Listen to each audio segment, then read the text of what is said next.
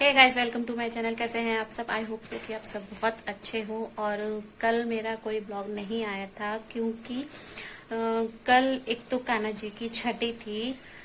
उसमें हम लोगों ने थोड़ा सा सेलिब्रेट किया था, जिसमें कि कढ़ी और राइस बनाए थे। कढ़ी चावल मतलब उसी का भोग लगाया था, कढ़ी चावल का भोग लगाया था। क्योंकि क्या है कि अभी मतलब कोई भी हो, किसी के भी घर में हो, अगर कोई छोटा बच्चा होता है मतलब बॉर्न होता है, तो ऑब्वियसली उसकी छठी भी होती है। छठी मतलब 6 दिन के बाद जो होती है, मतलब जो छठा दिन होता है उस दिन होती है। और इसीलिए हमने भी कान्हा जी की छठी मनाई थी, सेलिब्रेट की थी। तो उसमें जो नॉर्मल बच्चे होते हैं, मतलब वो तो भगवान है, लेकिन जो नॉर्मल बच्चे भी होते हैं तो उनके यहाँ भी जैसे प्रांकी भी हुई थी, तो उसकी भी जब छठी हुई थी तो कढ़ी चावल ही बनाए थे। और क्रियांश का तो थोड़ा सा केस अलग था, मतलब ये थोड़ा जो मूल वूल कुछ होता है तो उसमें हुआ था। तो इसका उस टाइम कुछ नहीं होता, क्योंकि क्या है, मूल वगैरह में जो होते हैं तो उसमें कुछ 27 दिन की पूजा वगैरह, ये थोड़ा लंबा प्रोसेस हो जाता है, तो उसमें इसका तो नहीं हुआ पाता। उसका मतलब बाद में होता है, 27 डेज के बाद ही होता है जो भी होता है। तुरंत 6 दिन के बाद या 5 दिन के बाद ऐसा कुछ नहीं होता। लेकिन जब प्राण की हुई थी तो उसकी छठी वगैरह सब हुई थी। तो हमने भी कान्हा जी की छठी सेलिब्रेट की थी। और क्रियांश क्या कह रहे थे कान्हा जी को जब हम भोग लगा रहे थे? तो गम गम खाना खा रहे थे कान्हा जी। क्या बोला था आपने? बोलो। कान्हा जी फू करके खाना, ऐसे बोला था। पता है क्या हुआ? कल जब हम लोग भोग लगा रहे थे कान्हा जी का, जब कढ़ी राइस वगैरह बना लेते तो क्रियांश मतलब थोड़ा गर्म तो थी, हल्की मतलब थोड़ा ठंडा करके ही खिलाया जाता है भगवान जी को भी। जब भोग लगाते हैं एकदम गरम गरम का नहीं लगाते। तो क्रियांश बोलता है, कान्हा जी फू फू गम फू, मतलब कि फू करके खाना, फूक लगा के खाना, हवा लगा के खाना, वरना मुंह जल जाएगा कान्हा जी। उसमें आपको अभी जो मैं वीडियो दिखाऊंगी आपको, उसमें कहीं इसकी आवाज है भी। जब हम लोग भोग लगा रहे हैं तो बोला है फूक कान्हा गम, फूक कान्हा गम। तो मतलब इसको क्या है, पूरा सेंटेंस नहीं बोला जाता, लेकिन उसको ब्रेक कर करके सारा सेंटेंस बोलता है। तो बड़ी हंसी आ रही थी कि हाँ, इसको भी ये पता है कि मतलब जैसे प्रांकी से मैं भोग लगवाती हूँ तो प्रांकी से बोल देती हूँ, मतलब प्रांकी बोलती है कि कान्हा जी फू करके खाना गरम में।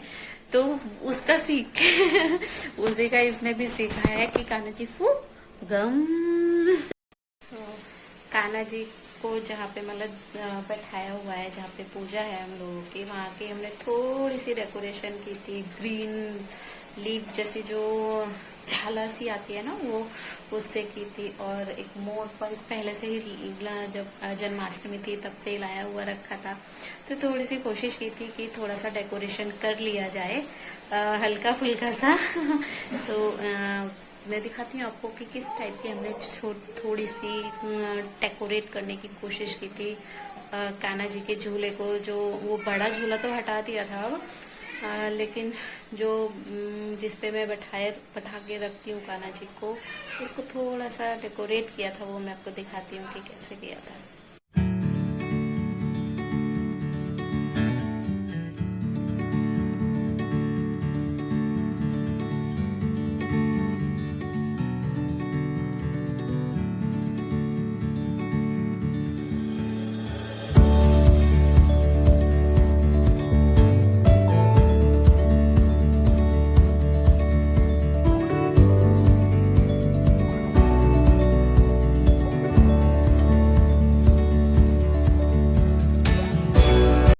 सबसे पहले मैं यहाँ बना रही हूँ पकौड़ी। तो पकौड़ी के लिए मैंने थोड़ा सा बेसन लिया और उसमें थोड़ा सा पानी ऐड किया और इसको अच्छे से फेंट लेना है, जिससे कि पकौड़ी सॉफ्ट आती है। आप इसको बेसन को मतलब जितना ज़्यादा इसको फेंट लेंगे उतनी ही सॉफ्ट आती हैं आपकी पकौड़ी। इसमें मैंने हल्का सा नमक डाल लिया था। और यहाँ मुझे बहुत ज़्यादा पकौड़ी नहीं बनानी है, तो इसमें मैंने थोड़ा कम क्वांटिटी में ही ऑयल गरम करने के लिए रखा था। और जो इसमें जो मिर्च विर्च आ रही है ना, तो ये मेरी बेटी है ना, वो थोड़ा मसाला मैं कुछ करती हूँ तो वो मेरे साथ आ जाती है और वो पूरी में जो मसालेदानी होती है उसको इधर उधर कर देती है, तो नमक के साथ मिर्च भी ऐड हो गई थी।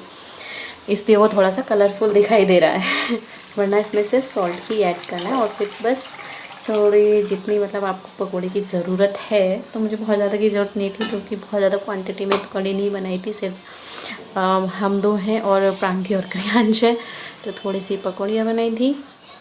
अब ऐसा नहीं है कि पकौड़ी की शेप सिर्फ गोल ही होगी, वो तो कोई दिक्कत नहीं होती है पकौड़ी में कि कैसी भी शेप हो। तो यहाँ पकौड़ी बनके तैयार है मेरी, और अब मैं बनाऊँगी कढ़ी का तड़का।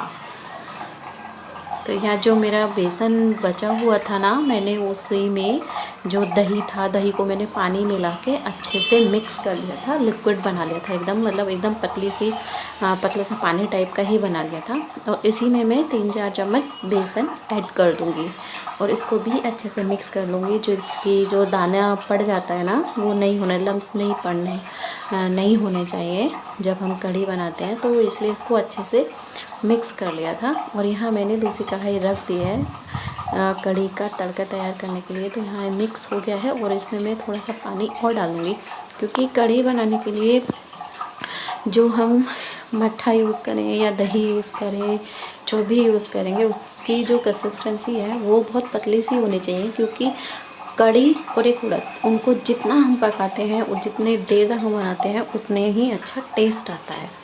तो इसमें यहाँ थोड़ा सा ऐड किया है मैंने ऑयल, और इसमें तड़का लगाने के लिए थोड़ा सा कड़ी पत्ता और लाल मिर्च, और इसमें है थोड़ा सा जो ये होता है ना मेथी दाना, इसको मैंने तड़के में ऐड कर दिया है। मिर्च इसलिए डाली है क्योंकि एक तो इसको जब खाते हैं ना तो बड़ी अच्छी लगती है और फिर कढ़ी एक ऐसी चीज़ है जिसमें कोई भी ऐसा मसाला यूज़ नहीं होता है, जैसे कि गरम मसाला है या धनिया पाउडर है या अदर कोई मसाला है। बस 2-3 चीज़ें, नमक, मिर्च और हल्दी, और इसमें आपको कुछ नहीं डालने की ज़रूरत पड़ती है, ज़्यादा नहीं पड़ती है। तो फिर मैंने ये सब जब तड़का हो गया था, इसमें मैंने जो दही वही ऐड की थी उसको मैं डाल दिया है कढ़ाई में। और यहाँ थोड़ी मिर्च और हल्दी, क्योंकि हल्दी मैं उसमें डालती हूँ तो एकदम से मिक्स नहीं हो पाती, तो इसलिए मैं थोड़ा सा ना पानी में ही उसको घोल के मिक्स करके कढ़ाई में ऐड कर दूँगी। तो यहाँ मैंने इसको ऐड कर दिया है। और मैं अब डाल रही हूँ यहाँ थोड़ी सी हींग मैंने पहले इसलिए डाली थी क्योंकि ये बिल्कुल बारीक पिसी हुई सी हींग थी, इसलिए अभी डालो या पहले डालो कोई इसमें प्रॉब्लम नहीं है। इसकी इस तरह की, ये देखिए इतना पतला इसको रखना है, क्योंकि इसको जितना पकाएंगे आप उतने ज़्यादा, इसमें मैंने थोड़ा पानी ऐड किया था। अब इसको बनते बनते जब तक थोड़ी मतलब आधी ना हो जाए ना लगभग, तब तक तो कढ़ी को खाने में बनाने में मज़ा ही नहीं आता है। तो इसलिए इसको खूब पकाना है, खूब चलाना है, और जब तक इसमें बॉइल्ड नहीं आया है ना तब तक इसको हमें चलाते रहना है कंटिन्यूअस। क्योंकि अगर खट्टा होता है तो ये क्या होता है, इससे निकल जाती है कढ़ाई में से, मतलब बॉइल्ड ऊपर तक आ जाता है, इसलिए कंटिन्यू। मैं यहाँ थोड़ा सा खट्टा करने के लिए टाटरी का यूज़ कर रही हूँ। अगर आपका मट्ठा या दही पहले से ही बहुत ज़्यादा खट्टी है तो डालने की ज़रूरत नहीं है, अदरवाइज़ मैं डाल देती हूँ। और इसमें जब कढ़ाई मतलब जो कढ़ी बन रही है उसमें बॉइल्ड आने के बाद मैंने पकौड़ी भी ऐड कर दी हैं। तो यहाँ इस तरह से ये बन रही है। अभी इसको मैं सिम गैस पे रख दूँगी, तो अब ये बनेगी मतलब निकलेगी भी नहीं। और यहाँ मैं अब बन गई है कढ़ी। तो बॉइल्ड आने के बाद आप इसमें नमक डाल देते हैं। तो यहाँ मतलब कंप्लीट बन ही चुकी है कढ़ी। तो ये बनाया है मैंने कढ़ी कान्हा जी की छठी के लिए, और मैंने फिर राइस बनाए हैं जिससे कि इन दोनों का मतलब भोग लगेगा। और यहाँ इस तरह से इतना गाढ़ा होना है, देखना आपने देखा होगा स्टार्टिंग में, तो जहाँ पे ये थोड़े से नट बोल्ट से दिखाई दे रहे हैं, यहाँ तक मेरा कढ़ी मैंने मतलब पानी ऐड किया हुआ था।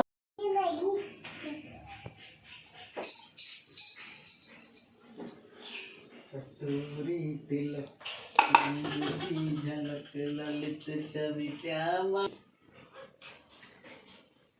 जय हो भगवान जी, छठी का भोग लगाओ,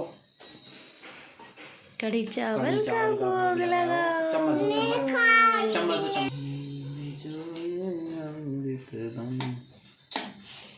तो मिलाओ, छू के मिला रहे हैं।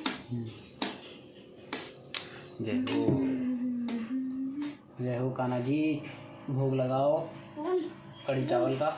जय हो, जय हो। आराम से गम। आराम से गम। हाँ, भगवान जी से कह दो, भगवान जी फू करके खाना।